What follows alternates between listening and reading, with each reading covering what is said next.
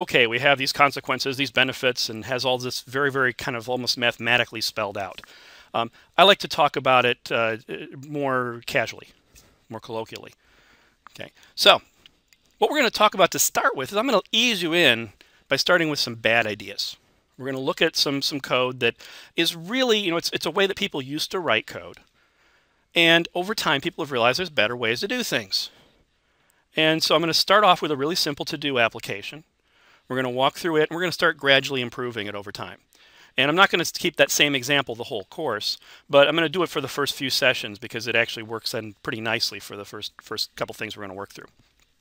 So to start with, I have a nice little GUI application here.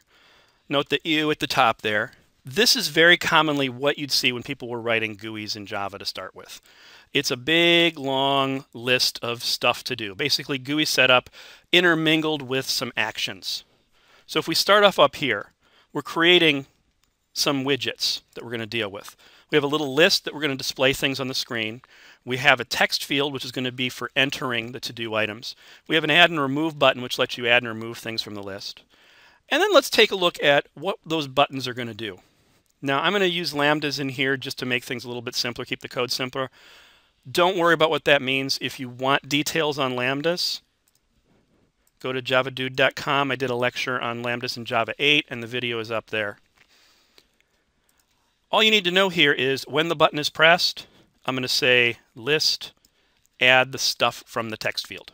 So we're going to take the stuff from the text field, stick it in that list. Now, this is a GUI component.